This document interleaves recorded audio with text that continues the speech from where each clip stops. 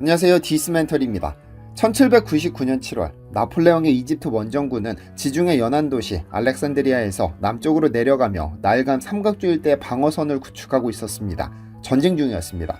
그러나 나폴레옹은 군대만 데려온 것이 아니었습니다. 그는 이집트에 학자, 수학자, 언어학자, 고고학자 167명을 함께 대동했는데 역사상 군사 원정에 이만한 규모의 학술단이 동행한 사례는 그 전에도 그 후에도 없었습니다.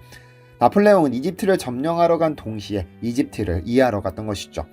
그해 8월 삼각주의 항구 도시 로제타 인근에서 요새 보수공사를 맡고 있던 공병장교 피에르 프랑수와 부샤르는 흙 속에 반쯤 묻혀있던 검은 돌 하나를 발견했습니다.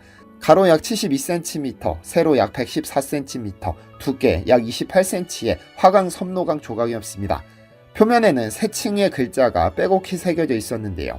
맨 위는 고대 이집트 신성문자 히에로글리프, 가운데는 민중문자 데모틱, 맨 아래는 고대 그리스어였습니다. 부샤르는 직감적으로 이 돌이 범상치 않다는 것을 알아챘고 즉각 상부에 보고했습니다. 이 돌이 중요했던 이유는 히에로글리프 때문이었습니다. 이집트 문명의 핵심 문자인 히에로글리프는 서기 394년 이집트의 한 신전벽에 마지막으로 새겨진 이후 완전히 해독 불가 상태에 빠졌습니다. 무려 1400년 동안 인류는 피라미드 내부의 글자도 파피루스에 쓰인 왕들의 이름도 신전 기둥에 새겨진 의식의 기록도 단 한 줄도 읽지 못하고 있었죠. 해석하는 법을 아무도 몰랐으니까요. 로제타석에는 이 새 언어로 기원전 196년 프톨레마이오스 5세의 업적을 기리는 칙령을 적고 있었습니다. 이론적으로 그리스어를 발판으로 히에로글리프를 풀 수 있었는데요. 유럽 학자들이 달려들었습니다. 영국의 물리학자 토머스 영이 일부 표음 기호를 파악했고 프랑스의 언어학자 장 프랑수아 샹폴리옹이 1822년 마침내 해독 체계를 완성했습니다. 그 순간을 기록한 편지에는 샹폴리옹은 흥분을 감추지 못한 채 쓰러졌다고 전해지죠. 돌 하나 덕분에 1400년간 봉인되어 있던 문명의 연어가 열린 겁니다. 역사에는 이런 순간이 존재합니다. 누군가가 무언가를 파헤치거나 걷어내거나 제거했을 때 그 아래에서 세상에 전혀 예상하지 못했던 진실이 터져나오는 순간, 로제타석처럼 어떤 발견은 단순한 유물이 아니라 역사 전체를 다시 읽게 만드는 열쇠가 되기도 합니다. 그리고 열쇠는 언제나 가장 예상하지 못한 방식으로 모습을 드러내기 마련이죠. 유관 역사를 가진 한국에도 예상하지 못한 방식으로 열쇠가 발견되고는 했습니다. 국보 제11호 익산 미륵사지 석탑처럼 말이죠. 전라북도 익산시 금마면, 이곳에 한국에서 가장 오래된 석탑 익산 미륵사지 석탑이 있습니다. 이 탑은 7세기 백제 무왕시대에 창건된 미륵사의 서쪽 탑으로 원래 9층에 높이 약 25m로 추정되는 거대한 석탑이었습니다. 백제계 석탑의 가장 이른 형식으로 이후 한반도 석탑 문화 전체의 시원이 된 건축물이었죠. 그런데 이 석탑을 직접 본 사람이라면 누구나 먼저 이상함을 느낍니다. 탑의 절반이 거칠고 흉측한 회색 덩어리로 뭉개져 있었기 때문입니다. 콘크리트입니다. 1915년 일제강점기 조선총독부는 이미 서쪽 절반이 무너진 채 6층만 남아있던 이 탑에 콘크리트를 들이부었습니다. 조선의 문화재를 보호해준다는 명분이었죠. 하지만 세월이 지나면서 80여 년이 된 콘크리트는 노후화되기 시작했고 오히려 석재 사이에 수분을 가두고 내부 하중을 비정상적으로 집중시키며 탑의 구조를 더 위태롭게 만들었습니다. 1998년 전라북도가 실시한 구조안전진단 결과는 충격적이었습니다. 붕괴 위험 상태였으니까요. 콘크리트가 탑을 지킨 것이 아니라 탑을 서서히 내부에서 무너뜨리고 있었던 겁니다. 1999년 문화재위원회는 전면 해체와 수리를 결의했습니다. 그리고 2001년 국립문화재연구소 주도하에 본격적인 해체 작업이 시작되는데요. 작업의 난관은 상상을 초월했습니다. 콘크리트가 석탑 표면에 달라붙어 있었기 때문에 전동장비로 콘크리트를 걷어냈다가는 그 아래 석탑까지 함께 긁어낼 판이었습니다. 그래서 선택된 도구는 치과형 소형 드릴입니다. 작업자들은 치과형 드릴을 손에 쥐고 수밀리미터 단위로 시멘트를 조심스럽게 갈아냈습니다.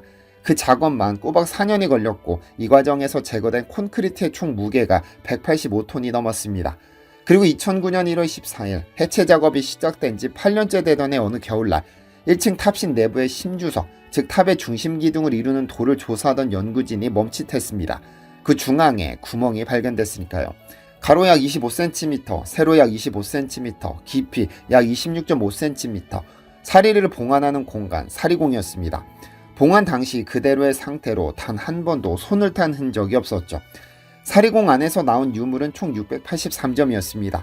발굴단은 먼지 하나도 흘리지 않으려는 듯 천천히 조심스럽게 내용물을 꺼내기 시작했습니다. 구조는 3중이었습니다. 가장 바깥을 감싸고 있는 것은 금동제 사리 외호였는데 그 안에 금으로 만든 사리 내호가 있었고 내호 안에는 유리로 빚은 사리병이 들어있었습니다. 외호의 높이는 13cm. 함께 쏟아진 것들은 금구슬, 은구슬, 색색의 유리구슬들 그리고 향으로 추정되는 유기물의 흔적이었습니다.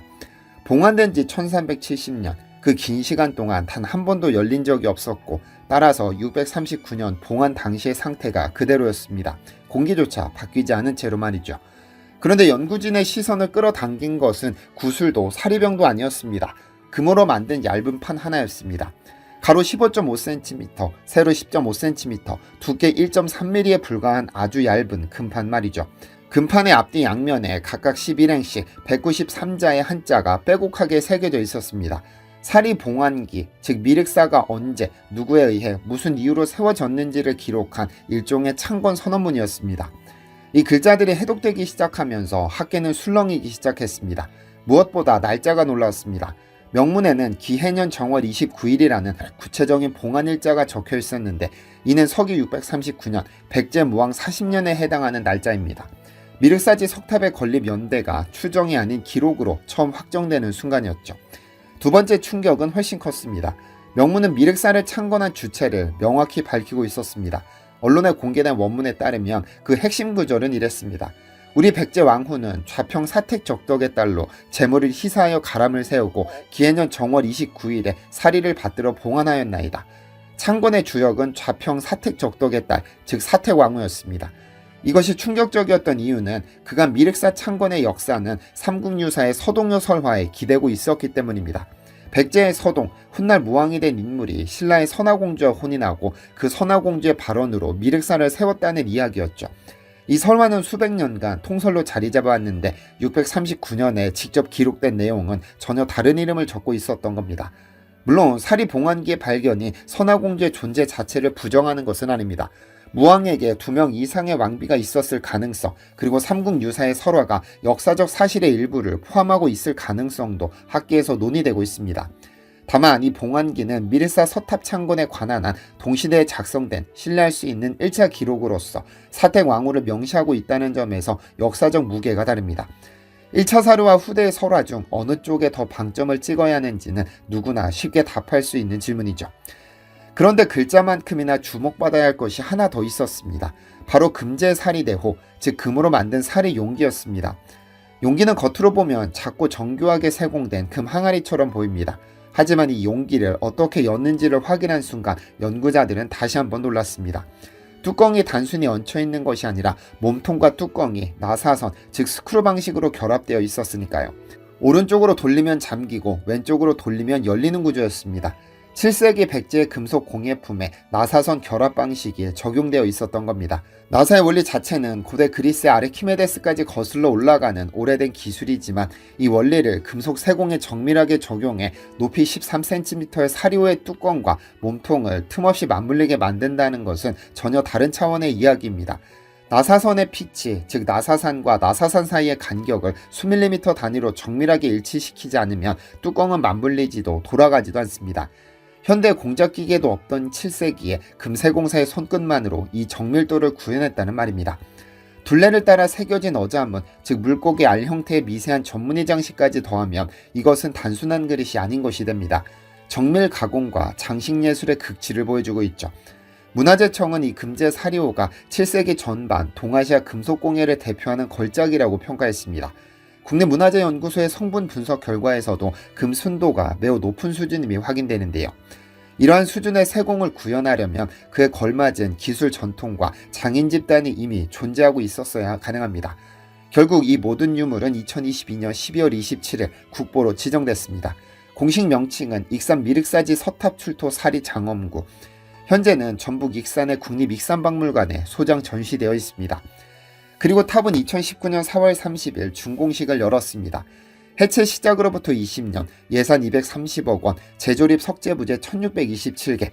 숫자로만 나열해도 이 사업이 얼마나 긴 호흡의 작업이었는지가 느껴집니다.